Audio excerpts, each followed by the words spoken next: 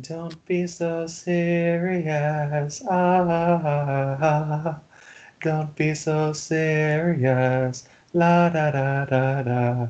Hello and welcome to Flop Shop with your host Cormac Duff and Oh, Isadora, I'm in my pajamas because it's really, really cold in Ireland. So I put on my heated blanket and I am in the warmest place I can be, which is my bed.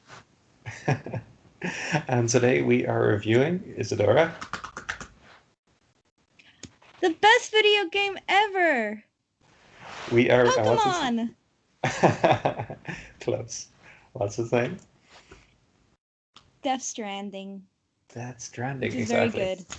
So, if anyone doesn't know, Death Stranding is a 2019 PlayStation 4 and PC video game made by legendary game maker Hideo Kojima. Um, so, Isadora, to someone who doesn't know much about video games or has never heard of this game, could you explain roughly what it's about? It's a walking simulator. And what's a walking simulator? Oh, you walk through America carrying packages, which Cormac refuses to properly categorize and carry properly, in an America that looks exactly like Iceland.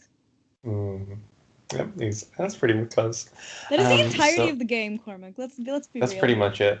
Yeah, a lot of people will stop playing this game because they figure it like, is every mission just like delivering packages from place to place? And I'm like, yeah, pretty much. That's like But it's 90% of so the missions. good. I But it's never so good. wanted to be like a FedEx employee as much as I wanted in that game. Yeah, the game just has an incredible lore and an incredible atmosphere. So to give people a little bit of more detail, the game is set in a post-apocalyptic America. So there has been an apocalyptic event called a Death Stranding several years before, where the worlds of the living and the dead have kind of merged and overlapped. So there are ghosts called BTs, or like bridge or what are the beach things that are invading Yes. the living world. And also, when people die, if their bodies aren't disposed of properly, if they're not incinerated quickly, it causes like a mini like nuclear eruption called a void out. So like basically civilization is largely fall apart. People live in these underground bunkers, and also people don't want to go to the surface of the earth because the rain prematurely ages things. It's called timefall. So that's why people live underground. So they're kind of separated from each other. They're paranoid, and the only people of any sort of social status are like essentially like these FedEx employees, these like couriers that bring things from place to place. And you play as one of them, a character called Sam Porter Bridges, which is like the most on the nose name ever because he's a porter, and he Classic works for a Kojima. company Classic called Kojima. Bridges who connect people. And also like a strand is like you can be stranded like on a beach, but strands are also things that connect people. And when people live in big underground bunkers, they're called knots because it's like lots of strands coming together. So like it's really on the nose, but also everything fits in together. So it's a really, really Kojima dense had some really good mythos. Japanese to English translator right there, helping him come up with all these puns. He had some great Japanese English translators. I was wondering, like, did he think about it in English and work it back to Japanese, or did he just have some like English speaking people working very close to him to make it work? I feel like he speaks English, but he must have someone who's also there to make all these puns, because the puns are just like very good. They're very on the Yeah, nose. yeah, the puns are amazing. So like every character will have a name that's very on the nose. Like one of the other delivery entrepreneur's name is Fragile, and she is the owner of Fragile Express, which is like I don't know if it's a good name or a bad name for couriers. Like Fragile I think makes it it's sound, fine. yeah, I it think it's sounds like fine. they'll take care of your stuff, but also like their stuff will break easily. But she's But fragile, but she's not but that not that fragile. fragile. They say that like eight times in it. Fragile is actually my favorite character. So our main character is played by Norman Reedus. You may recognize from The Walking Dead. I think he's like Meryl or Daryl or one of those kind of like hit characters. You Um, act like I've seen The Walking Dead. I haven't. and Fragile is played by Leia Sadu, who you may recognize as the Bond girl, French blonde from Spectre. She was in the French Beauty and the Beast, which is very good. Oh, is she? Aesthetically, Yeah, it was very pretty. yeah. As far as I know, I I could be getting this completely wrong. You know, I never know people's names or what they do or anything. Yeah, I thought her character was amazing. So basically, your job as Sam Porter Bridges is to reconnect America. So you're bringing packages from place to place, but you're also kind of restoring a sort of it's kind of like an internet connection between, but like very advanced between the different isolated bunkers, and you call the chiral network. And when the story starts off, your character is very like individualistic, doesn't really care about America, doesn't care about other people, but like gradually learns from the people around them and like learns that to care for others and the connecting people is important. But I like how like every character reflects him in some way. Like Fragile is also a courier, and also people have kind of a mixed view of her, and but she made like a large personal sacrifice to help other people, but never got credit for it.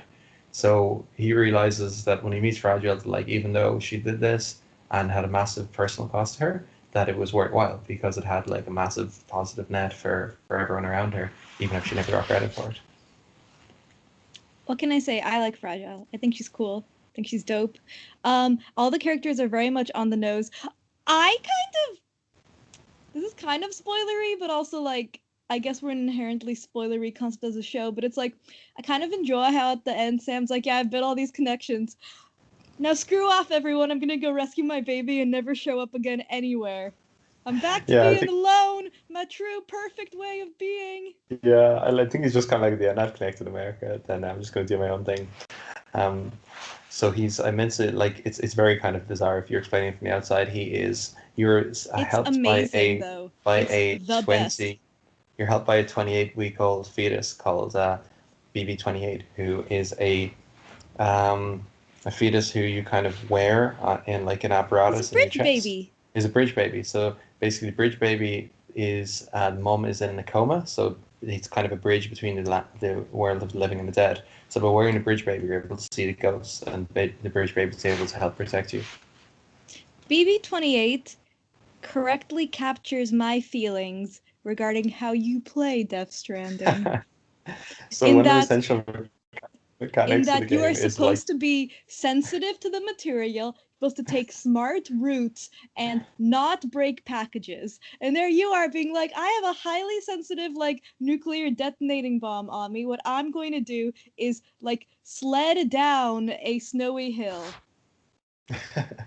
so in the game, it doesn't look like real America. It looks more like Iceland because Kojima went to Iceland. He's like, I got to do this, which in the game they explain by timefall and the fact that like um, that the landscapes are so desolate and barren. But in reality, I think you're supposed to walk large amounts of it so that you're kind of like thoughtful and meditative. But I just used the motorbike that they give you early in the game to just motorbike everywhere, like motorbike over mountain ranges Yeah, and and there like are down the rocks sides everywhere, of so you're like cliffs. ruining your packages and Yeah, falling and and falling and like tumbling down hills. And whenever you fall, your baby starts crying. And you have to like rock your baby. And Isadora is like, I'm also anxious and feel like this baby. yeah, and then you'd see like a cliff, and then there'd be like another thing, and it'd be like a really big gap, and you'd be like, I can make it, I can make it. I'm like, all the things you're carrying, they're exceptionally fragile, and like they actually have But not a that fragile. percentage mark, which means that you can break them at any point. And then you're like, oh yeah, but what about this? I'm like, but if you just go around it, then you're like slow, slow. Don't want to do that. Slow. I on motorbike. I fast. Yeah, when I figured I'd wheelies in the bike and a jump button, I was like, I'm gonna be just fine. So every now and then I'd end up at the bottom of a ravine, but for every one time of that, there was just like a cool jump where I'd like For every one really time. maybe a little bit more than one time. I restarted this game a lot. Like, if you die, a lot of the time your packages will like be taken away by these kind of rogue couriers gone bad called mules, Roving bandits. roving bandits. Yeah, and you have a chance to reclaim them, but I just never did. I was like, I'm going to reclaim the last save because this seems too much like work. Um, yeah, no, that's cool. Yeah, I found the characters were really yeah, I really like the characters. Like, there's the character of there's not one but two big name directors who are in this game, including Guillermo del Toro, who previously worked on a cancelled Silent Hills game with Hideo Kojima. So Guillermo del Toro you might recognize as the director of Pan's Labyrinth, and also The Shape of Water. So he plays a scientist called Deadman, who's literally made up of like stem cells of different organs. So he's like a He's real. literally a dead man. He's literally a dead man, and he's a sense like, oh, I don't have a soul because like I wasn't created. I was just kind of put together like a Frankenstein's monster. So it's interesting because like the character Sam Porter Bridges sometimes doesn't feel like a real person too because he's got no connection to humanity. So like every side character you meet gives you it kind of reflects the main character in some way. I just thought it was really clever. I think the best movies do that where like and best TV shows where the main character learns through other people, but then also like sees themselves in other people. Yeah, but the most ridiculous hoe is Heartman, who's literally Yeah. like, I'm gonna shock myself and put myself into cardiac arrest every like 5 minutes. I can go and try my family. I can go and try and find my family who were taken away by the Death Stranding during one of the explosions. I'm always like, sir, that's the most ridiculous thing I've ever heard. Like that is so stupid, and he's so ridiculous, and he keeps sending you likes while he's comatose, and I'm like, Hartman, also, the one comment I want to make about Death Stranding, the thing that reduces the game in quality, in my opinion, is the fact that every single person, okay, stop. Every single person in the game, when they send you emails, they seem to have completely forgotten proper email formatting. In what world is it acceptable to send a bunch of emojis in a professional email? I'm just like so outraged. I'm like, we're in a post-apocalyptic environment. He is doing you a service, sir. And you don't even have the common courtesy to send him a properly worded and well thought out email with no emojis. Like, where's the professionalism in post-apocalyptic America? I Like, think in Jesus. I think in the future, like red language will become so informal that emojis are just acceptable for work emails because Yes, everyone but we're writes with not there 8 million yet, and I emojis. am outraged. The formality of the work email makes me exceptionally anxious and stressed, and other people need to suffer through it too. Oh Jesus, yeah, yeah. Um, that was a good bit. So yeah, Hartman's character, he's played by Nicholas Winding Refn, the second big director who directed Drive. Um, so yeah, everyone's got a really interesting backstory. So he basically died at the same time as his family and ended up on the beach, which is sort of like a kind of like a purgatory between the living and the dead. So it's like when you're passing into the afterlife, you go through the beach. But because of Death Stranding, people can come the other way as well. So his family died, but then he was brought back to life because of cardiac resuscitation.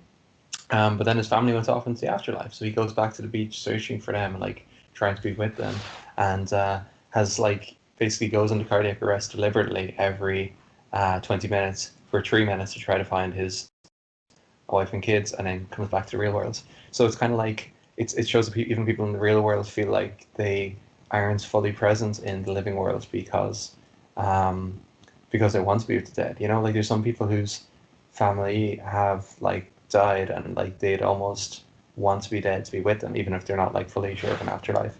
But then this universe, like an afterlife exists, like it's a provable fact. So it makes sense for him to want to try to kill himself all the time if he knows that there's a chance that he might meet his family again. The one comment I would like to say is I remember you were playing this game and you were like, oh my god, Isidore, it's so miserable. Everyone's in their own little holes and not like communicating. And I was sitting there being like, dream world. Yes. Yes, I see that you are walking around my dream world. You mean I can live in like a really big military grade bunker which probably has really good TV and a bunch of books, and I can apparently order pizza Yeah, one guy whenever I orders want. pizza. He asks you to And deliver apparently pizza. order pizza. So I'm just like, what's wrong with the world? I'm like, this seems like a great world. I don't understand. Yeah, I like as well that like the world is so small that like people are like, oh my God, thank you for getting these supplies. And I was like, I got these supplies from like 5 minutes away. You could have walked and got them at any time. Like, Why would they, Cormac? They're living their yeah, best cozy life in yeah. a bunker, not having to talk to anyone. Like this game feels huge when you're going through it, but then at the very end of the game you go backwards and you realize you can get back in like 9 minutes and it's only like 7 kilometers. And you're like, this is not as long as massive a world as I once anticipated. But it feels huge. Like it took me 36 hours to complete this game, and I usually don't like role-playing games or really long games. Like I usually I kind love of give long up on games. games after 10 or 20 hours. Let's say that. Um, but this one just like had me hooked. Like we stayed up until like 3 a.m. getting to the finale. And the finale Yes. was so long and drawn out, and we stayed through the credits. And there's a post-credit sequence. We won't spoil it, but it's pretty good, and it proves Okay, Isadora you mean right on the one thing. post credit sequence that proved Isadora right? Yeah, proves Isadora right. Don't tell the viewers, but you're right. Um, yeah. Yeah, everyone's got ridiculous names. So we've got so far Hartman, Deadman. We've Die Mama. Hard, Mama. Um, yeah, so Mama's like a really tragic backstory as well. Basically, she was due for an elective C-section, and then there was a terrorist attack. Her hospital exploded, and she was stuck under the rubble. And then her baby like died before it could be delivered. So she deliberately keeps her baby's ghost around because she is like living with the grief of it, and she doesn't want to like fully let her baby go into the afterlife because she wants to kind of keep its connection.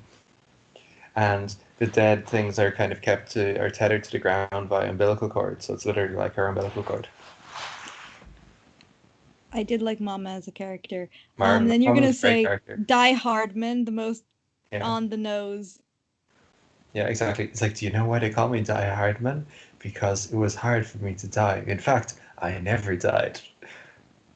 Oh, I forgot Yeah. to mention, our main character can die all the time but come back to life because he has some special power that he's Yes, like, but when he comes back to life, gigantic craters that can destroy cities get yes, formed and where his body was exactly. left. Yeah, sort of that still happens. You probably shouldn't die in like a big area, but if you do it in the middle of nowhere, it's usually fine. And it's actually cool. You'll come back to the area where you died, and there'll just be a massive crater there. It's pretty cool. Did we ever go inside one of the massive craters? I think we should have gone to like the middle and seen what happened. Yeah, it's I didn't go just because it's hard to walk back up it, but it's a cool idea. Um, I just found like the world is so deep. There's also the character of Higgs, who is played by Troy Baker, who plays Joel in The Last of Us and plays Booker DeWitt in BioShock Infinite. And he was just the most amazing, sort of semi-campy, over the top villain ever. Could you tell us a little bit about Higgs? Higgs is an extra hoe. Higgs is so extra that he's like, I'm Higgs. I'm the like particle of life. I'm gonna dress up as an ancient pharaoh and commit attacks of strange terrorism that don't really even make sense to me. I'm gonna wear like a golden mummy mask because I am ostentatious. Mhm. And then I'm gonna get into a Yeah. fist fight with you. Like our finale Yeah. is not gonna be like a gun showdown. We need to get into a fist fight. Yeah, so one of the interesting things is that I didn't really know much about the ancient Egyptian belief of life and death, but this game basically says that the ancient Egyptians had it right, that the ancient Egyptians believed that there was like a ha and a ka, like a body and a soul, and that the two of them could become gradually separated. So when babies are like in utero, their like soul gradually comes into them. But also, if people are like dying in like gradual process, their soul slowly leaves them, which I think is really interesting when you think about things like dementia. You know, people can kind of fade away very gradually and slowly. Um, so he kind of leans into this and dresses up like an emperor and covers himself in gold and like has like eyeshadow on, so he looks absolutely ridiculous, but also it I fits into the character. I will say the thing that I like is that in a lot of video games they have these voice actors like him who are exceptionally famous, but they're playing like, a designed character that looks completely different Mm, from them. But then yeah, Kojima was like, I'm gonna go full cinematic. Everyone looks exactly the way they do in real life. yeah. So one of the things you'll notice is that the characters look exactly like they do. The facial models are incredible. They're so detailed, and they look just like the people, you know. So you are looking at Norman Mm. Reedus, and you are looking at Leia Sadu, and you are looking at our favorite Mads Mikkelsen. We haven't even talked about Mads Mikkelsen. Yeah, Ridiculous. the reason we're doing that Stranding is this is week 2 of Mads Mikkelsen months. So Yeah, we it's, need to talk about Mads Mikkelsen, which was like the entire reason I was like pitching you the game in the first place. I thought you'd really enjoy him Yeah, in it. Mads Mikkelsen is incredible. So again, for people who don't know Mads Mikkelsen, he is Le Chiffre, the villain from Casino Royale. He's a Danish actor. He's also plays Hannibal Lecter in the Hannibal TV series, and he's a phenomenal actor. Or And he plays Isadora this. might perhaps, because she is in fandom, know him a bit better because the Hannibal fandom is a big fandom. Was a big fandom, I guess, since the show's been gone for 4 years. Yeah. Well, look, it went out on high. I think it only ran for like 3 seasons or something. Oh yeah, but Netflix bought the rights to it and they put it on Netflix, and now everyone in the fandom is really, really hoping that that means that like at some point they might announce a season 4. And Mads Mikkelsen keeps like apparently wrote on his Twitter going like, "We want a season 4." Like he apparently very much wants to come back for season 4 because he had really good crack doing it. I'd say you did. Like he's a phenomenal actor. So he plays this character Cliff, who you view in these flashback sequences, and who was the coolest moments ever. So I don't like smoking at all. I don't like cigarettes, but he makes cigarettes look so cool when he smokes them. Yeah, no, but Kojima had the same issue because Kojima stopped putting in cigarettes in his game because he didn't want to encourage people to think Yeah. smoking was cool. But then In Metal Gear Solid 1, they actually have like a segment about like how specifically cigarettes cause lung cancer. Like you're basically told like with the P53 like mechanism. But yeah, go ahead. however, he tried to keep a lot of the mannerisms of different characters when he put them in the game. So for example, the guy who plays Sam Porter, he would just be doing random like things like clapping his hands on his lap when he was on break, and Kojima would be like, "We need that," and he'd like get him to go do it like on the 360 like camera machine so they could take Hmm. the graphics of him doing it. But Hmm. apparently, Kojima on break saw Mads Mikkelsen smoking a cigarette and was like, "I hate cigarettes, but you look really cool doing He it. We looks need to so put it in the cool. game now." He looks incredibly cool. But he actually Um, did say that was the entire. He was like, it would look really cool, so I'm gonna bend my anti cigarette like policy for this one game. and I really like Mads Mikkelsen's character because as well as seeing him in various points of the game, basically whenever you exit a base and you plug into your bridge baby, you get a flashback of like a kind of like a vision of Mads Mikkelsen from the point of view of a bridge baby looking out at him, and this is how like you get an insight into Mads Mikkelsen's character and into his background. And like slowly you piece together what's happening with Mads Mikkelsen, and they reveal at the end of the game. But I think we'd figured it out a long time beforehand. We won't spoil it for the viewers, but it's a game that does reward like close viewing, We and spoil also so much. We yeah, spoil so and much. also a game that that like when they tell you explains it like 8 times just in case anyone missed. It's like a math teacher to math class. And it's like, Oh and yeah, just to go over it again, I will say this is how we got here. yeah, okay, the thing that I actually don't get and that I really don't enjoy is that everyone when they play the game, like so many commentaries and viewers are like, "Oh, it's so deep, it's so complicated." I'm like, I mean, it's kind of complicated in the sense that it's a 40-hour long game. Like I'll give you that, fam.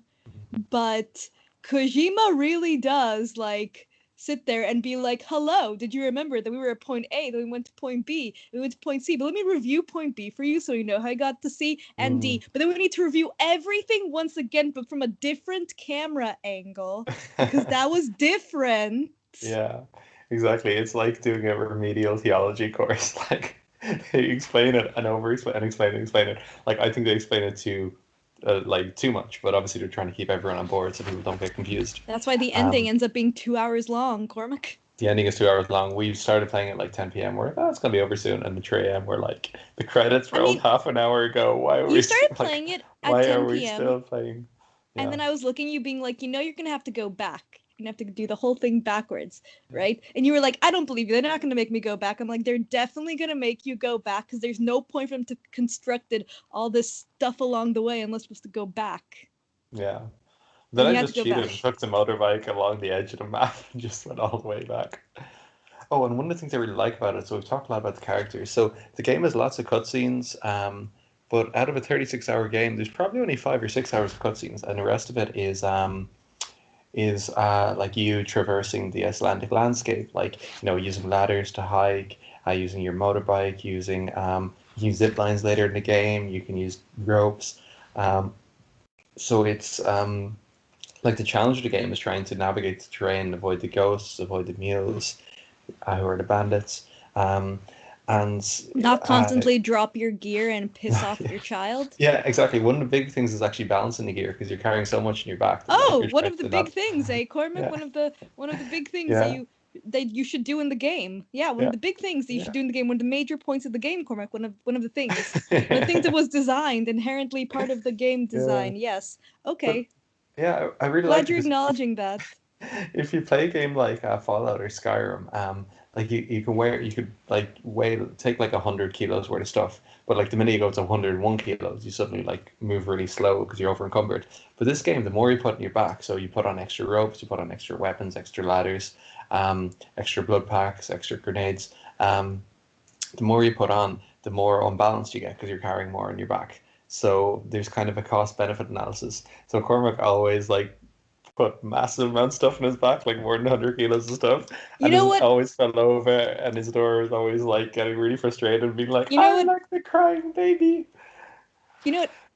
Cormac Duff would pack so much stuff on his back that it would be sticking up above him in his character, and then he would straight up walk into enemy camp territory and think that he could hide underneath tall grass to remain hidden. And I'm like, that's so fascinating, Cormac, because your boxes literally go above the grass. It's like, yes, Cormac, all of these well-developed AI people over there are gonna really be tricked by you hiding in this grass when you literally have double the size of you Yeah, on your back. that's actually a mechanic in the game. If you carry too much, you can't hide in long grass anymore, which is brilliant. Oh, I know. I know. And later I on in know the it's a game, I mechanic. ran out of weapons, so I just had to like throw a load of smoke grenades behind me so that like the bad guys couldn't see me, and then jumped into a river, and then the river brought me downstream so that I could like slide away from them. So it was like the getaway in the Hobbit, but with fewer barrels and also 25 minutes shorter. That was actually a good burn. I actually had to cut that Hobbit, escape scene, and I cut it once. We watched it together in that like 3 hour cut, but then I've cut it again for my 2 hour 50 minute cut because I was like, it's already way too long. Even when I cut it down significantly, it's like half its length.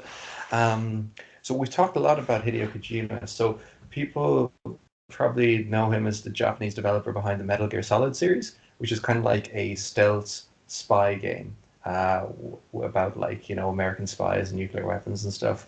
What's like the tone of Hideo Kojima games for people who've never played them before? Dark but on the nose. Yeah, I'd say incredibly on the nose. Like everyone's got like names that are nonsensical and over the top. There's like way too much exposition. There's all like family drama. There's loads of like lore to explore, and you can like talk to people and like figure out their backgrounds. There's like double crosses and triple crosses. Um, it's way over the top. Like there's no one really else like him. He's the closest thing gaming has to a Quentin Tarantino, like someone with an incredibly distinct He's style. an auteur. And He's an I author. like it's so funny because when you see interviews with Hideo Kojima, he seems like so nice and so lovely. And I do fundamentally believe that he must be a very nice and lovely person. Mm. But his games are so high maintenance. Like the things that he wants to do with games are so high maintenance that I always like imagine him as this over the top, like, um I don't know, like Steinbeck, like author that's just like amazing and like everyone like will just do anything. I guess Steinbeck was actually a nice person, so he's not a good Hemingway. I Hemingway, imagine him yeah. as like Hemingway. Hemingway is a Like dick. I imagine him like being needy like Hemingway. But yet he does not seem to be that way. He actually seems to be a perfectly nice, wonderful, normal Japanese man who can Mm, just like decides to randomly create extremely complex yet mm, very fun to play games yeah. randomly. And I'm like, sir, how are you so normal? Like, you seem very nice and normal in interviews, and it's really funny. Yeah. And it's incredible. Like he did a really good job. So he left the Metal Gear Solid series because of a altercation with his like terrible publisher, Kojima or Konami, should I say? And Who Konami likes wanted to make pachinko machines. yeah, which are like slot machines out of his games. He did make it out of his games, and they like scrubbed his name from the front of the box, and they were just really mean to him. They wouldn't let him accept an award at the Game Awards when the game won. Um, so they're just incredibly mean, and I'm never going to buy another Konami game because of how they treated him. Um, but so he set up a Kojima Studios, his new studio, and within 4 years he had this game out, which is an incredibly short period of time for especially for a big complex game while you're setting up a new studio. I was really impressed. Um, and I think the reason is that he had a game engine ready to go. So he used um, the game engine from Horizon Zero Dawn, which was another PlayStation exclusive game. And that way he got like engineers from Guerrilla Games who were able to help his programmers get used to it. And it was good for making open world games as well, like this game. So yeah, I was like impressed. He did it in 4 years. And The one he also thing. Oh, sorry. I think that's why he got it done so quickly because his previous game, Metal Gear Solid 5, he had to make his own game engine, which people don't know what a game engine is. It's like all the kind of rules and physics and graphics that go into a game have to work in this kind of thing. and trying to make the thing is like trying to build an airplane engine while flying an airplane. Like it's just really complex. It's better to have one and then the engine first and then make the game. Oh, I was gonna say my one issue, and this is an issue I've commented to you many times on the game, is that the hair dynamics on the game, like everything else about the game is Mm. exceptionally lifelike, but the hair dynamics just are not on point. And I always got so bitter because I was like, they used the Horizon Zero Dawn engine, the engine that literally had the perfect hair. Yeah, like Aloy, the main character's hair in Horizon Zero Dawn is incredibly complex hair. I figured they should have used there is a specific game engine just for hair physics that they created for the 2013 Lara Croft Tomb Raider game. So I figured they just should have licensed that for the hair because everything else looks Maybe. amazing. Yeah, but the thing is, like, the engine already had, like, probably already had some aspect of hair physics, considering the fact that it was previously utilized in a game that had extensively. Do you know what I mean? Like, but Yeah, everything well, else we about did. Maybe it's just like a computing power thing. They couldn't get the hair moving because that is fair. I don't see the hair move that much. That's why your man has the hair in his man bun a lot. Yeah. To be fair, his hair does look way better when it's in the man bun. I do also think that Kojima saved a lot of time, um, by literally just scanning the exact copy of the actors into the game. Mm. Which Yeah, to be fair came out amazing, and I actually really appreciate that because it lends a very like cinematic quality to the game, and also yeah. like all these people when they voice act, like you never really get to see like particularly the guy who plays Higgs, like Troy he's a very Baker. famous voice actor, but you don't Mm. actually see his face ever, in all Yeah, the other games he's done. So it's nice to have a game where like you actually see the actor. yeah. It was really strange because like you recognize his voice from like Handsome Jack from the Borderlands series, and suddenly you actually see what he really looks like. Um, and he's a phenomenal voice actor. Like he's probably the best voice actor in gaming, and it's great that like we can finally put a face Hmm. to a voice. I also feel it saved a huge amount of time. If you compare it to a Yeah, game so like it's The Last of Us Part 2, Last of Us Part 2, they'll use kind of the motion capture, but they'll only use that as like a reference and they'll like hand animate everything else. So if someone mhm. like smiles, they get like an animator to like, or like someone does like a lopsided smile, they do like a hand animator to like do the animation for the smile, which is insanely time consuming because like, hundreds of different facial emotions need to be made for the main characters, and a lot of them are unique and just for that moment, Mhm. where some of them could be recycled. Whereas this one, it's literally just like they're scanning in their faces, and if they raise their eyebrows or something, the eyebrows will be raised in the game. Um, like I just thought it was really clever and probably saved a huge amount of time as Oh well. yeah, probably did. But the thing is, I don't want to like detract from the fact that it was really cool to see them and be like, oh, he just did it for time saving measures. I actually just think it was really cool, but it also had like the double effect of probably shaving a year off of, or a year or Yeah, two off of work. for sure. Yeah, I was actually surprised the game came out so quickly, and it was the Sony's big game for 2019. So in 20 they usually have one big marquee game per year. So 2014 it was Bloodborne, 2016 it was Uncharted 4, 2017 Horizon Zero Dawn, 2018 God of War and Spider-Man. 2019 was their big release was Death Stranding, but Death Stranding didn't sell anywhere near as well as those other games. Those other games I mentioned, for the most part, sold like over 10 million units. Death Stranding sold a little bit over 2 million, so it made it like a modest profit, but not anywhere near as much as previous games did. Why do you think that is? Why do you think it was like a flop? Like it wasn't as big a hit as we would have expected for someone with such great reputation and such a big marketing budget behind it? I feel like we've been trained to think of video games as a combat-based game, Mm. and I think that it is not a combat-based game. It is actually more like a puzzle game, if Yeah, anything. it's 100% Um, a puzzle game. With the traversal is the hardest thing to do. Yeah, but I really like that. But I think we're not used to seeing big budget games be puzzle games. But I also think that Death Stranding had initially polarizing reviews, which I Mm, think led to some people not wanting to buy it. Which I that actually think put, is really bad yeah, because I think that if people like the first hour or two is kind of strange. And I remember that when you played it for the first hour or two, you were like, Isadora, I don't know if I like this. And I kept just being like, keep yeah, going. I know yeah, that yeah, I've read up on this game. I know it is your dream game. You just need to keep yeah. going. I know. I didn't. I think it was a slow start, and Yeah, I didn't, and it's a little bit hard to get into. But as well, yeah, the reviews were incredibly polarizing. Some people have called it literally their favorite game ever, like Michael It's Swain. my favorite game Um, ever, honestly. yeah, I like it's certainly it's up there with my top ones. Like I've made two pieces of art based on it so far, which I've never done for any game. I did one of a baby and then one of like the landscape, and I put the baby painting at work, but no one knows it's the baby from the game, except the one guy who I was like, I could hug you. You actually recognize it. Um, so yeah, it's a phenomenal game. I think like I said, we're used to seeing games through like the barrel of a gun. Like the biggest games are like are shooters, or with the exception of Minecraft. Um, and this game is just like really kind of slow and meditative and adult. And you play a cutscene, but then you spend the next like 20 minutes or 20 half an hour just like kind of wandering idly through a landscape and thinking about life and thinking about what you've seen and heard. And you get into a real kind of flow state, and suddenly you spend hours without really realizing it. Um, I loved it. Like I thought it was phenomenal. Like the art design is really beautiful with kind of black and gold designs, going back to Egyptian pharaohs, the beautifully desolate landscapes. There's an incredible draw distance as well, so you can see for miles and miles. Um, the we mentioned motion capture is great. The writing is phenomenal. The actors are great. Like I feel like it does over explain things sometimes, and I'd probably cut a couple of hours out of it if I was there. But it is like that's like saying I love long stories, so we're yeah, different. I don't yeah, like I don't like short games. I get pissy at yeah. short games. But it's the same thing. Like in the same way, you'd probably cut like half an hour from a Quentin Tarantino movie, at least from Django Unchained onwards.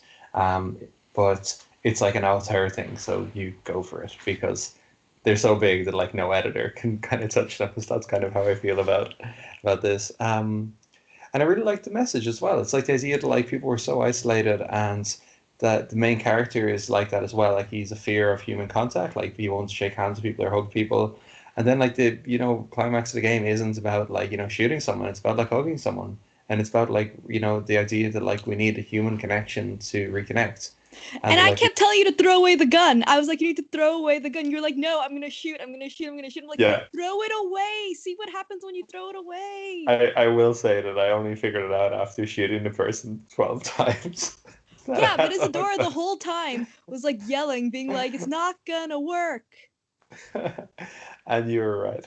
Oh, I mentioned the music in the game is amazing. So there's this band called Low Roar who normally like when games license music they get like one song. They basically chose this guy's entire album, and when they announced the game at E3, which is like a big kind of games expo, they used it with one of the songs from it. It opens up with a Low Roar song. They play at like different times when you cross different valleys, really beautifully, similarly to how the Mexico song plays in Red Dead Redemption, and it's probably the best use of music I've seen in games. What is Low Roar like? What's the music like for someone who hasn't heard it?